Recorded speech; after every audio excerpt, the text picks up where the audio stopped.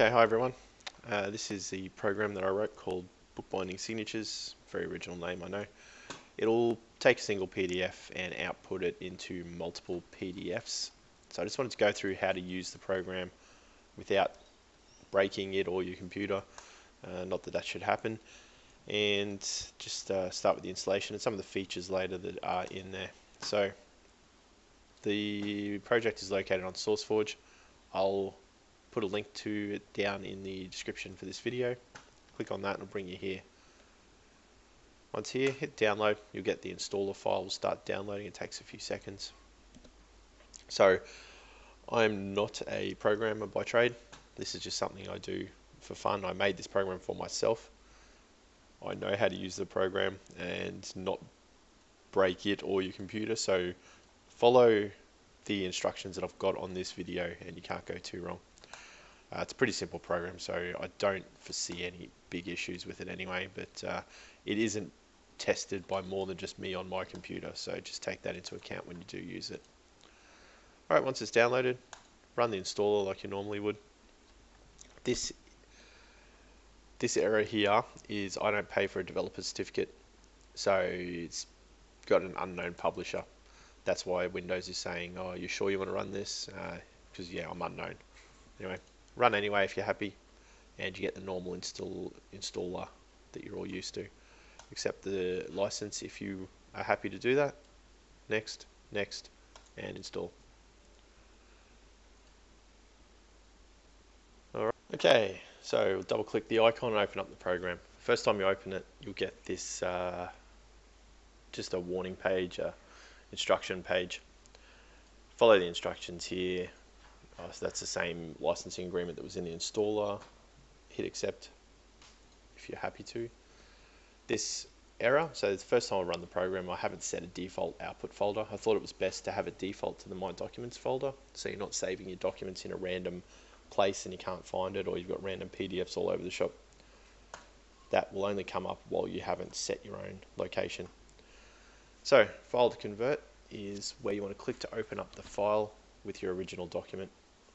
I did little prints recently, so we'll use that as an example.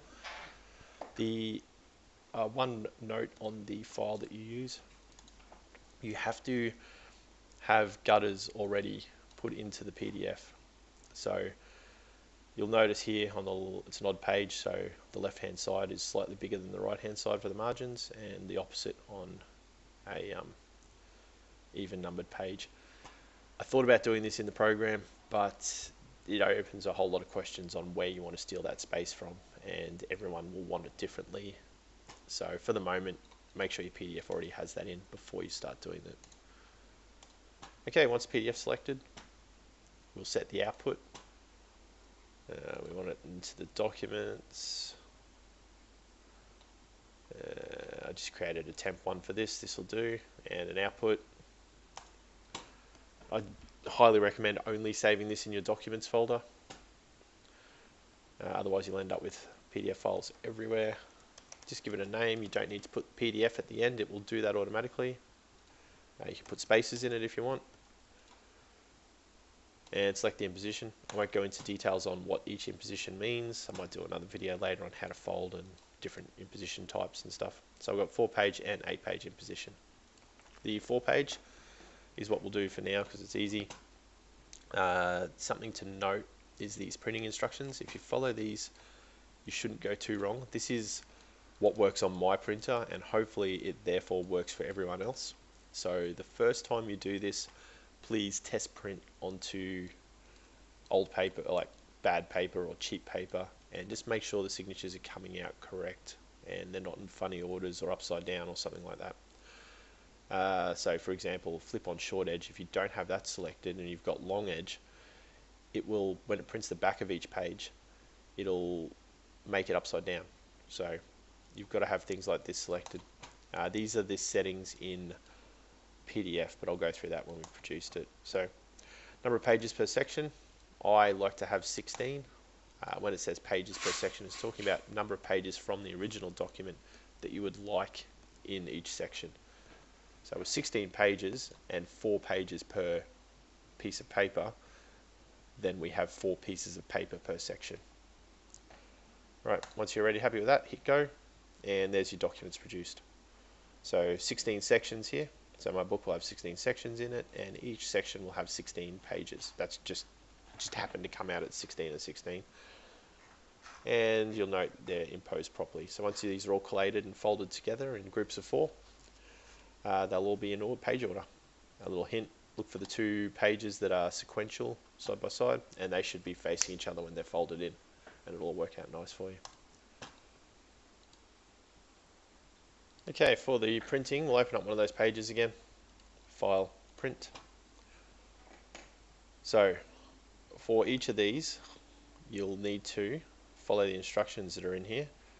We want page size and handling. You can fit to page. If you wanted a different size, it'll automatically resize it. On the sizing, the program will produce a final document multiply. So the pages that you have in the original PDF, it will just multiply those out at the same size. So I have A5 pages in the original PDF. This document is come out as an A4 document, therefore with 2 A5s per side. If you want it to be then bigger or smaller, you can always resize it here, or you'll have to make your original file the size that you want of your final pages. So we want to fit. What did it say next? We want to print both sides of the paper. My printer does duplexing, so it'll automatically print both sides. If not, you may need to manually do it. And we want to flip on short edge. Orientation. It's got auto portrait or landscape. It looks like it's picked the right one, and we'll hit print. I won't do that now. And that will come out in the right order and all ready to fold. Okay, one last little thing the program can do. I wanted to do a journal for someone that was just using dot grid paper, and I had to print the paper out. I found a PDF, but it was a single page, so this is a single A5 page, and I wanted to duplicate that. Adobe can't do that. If you go multiple, it will just assume there's only one page and then there's nothing after it, so you can't reproduce that same page 20 times on the one piece of paper. So you can't do that in Adobe automatically, as far as I'm aware. Maybe you can. If you can, leave a comment down below. If not, open it up in the program. So we'll go back to the bookbinding sections, open up the dot grid paper. I'll just use the same output directory and give it another name, A6.grid. 4-page will do fine, and it only needs to be the minimum pages per section, because you can just print out multiple pieces of that paper, as many as you want, and hit go. Now you'll get this error message here, or it's not an error message, a warning. There's only one page in the reference PDF. Did you want to duplicate that? So yes, we do want to duplicate that single page, and there it is. Open it up, and you can see here you've got 1, 2, 3, 4. It's been duplicated out 4 times onto a single piece of paper, so I can print that off now 100 times, and there's all my pages I need for the book. One other note on blank pages while we're talking about it. You'll notice in the final section here, there's some blank pages. If your original PDF is not equal to a factor of the number of pages per section that you have, so in my case I did it as 16 pages per section. 16 by 16 does not equal 250, which my original file was 250 pages. So what the program will do, it will add blank pages in to make it equal to a multiple of 16. If you don't do that, you'll end up with blank pages when you print it out in the middle of the final section, which doesn't work at all. So just be aware that does happen. If you don't like that, then make sure your document equals a multiple of. I don't see any other way around that. So, all right, that's the whole program. I'm going to be adding a feature in later to a little checkbox to add signature marks onto the side. Hopefully that'll be out in the next week or 2. So keep an eye out for that update. In the meantime, if there's anything you do want in it, let me know. Lodge a ticket on SourceForge. That's the best place to lodge any problems you have with the program as well, and the tickets here. And I'll get back to them there. If you leave a comment down below, I should get that as well, hopefully. And in the meantime, hopefully it works for you. Make sure you follow these instructions properly, and yeah, good luck.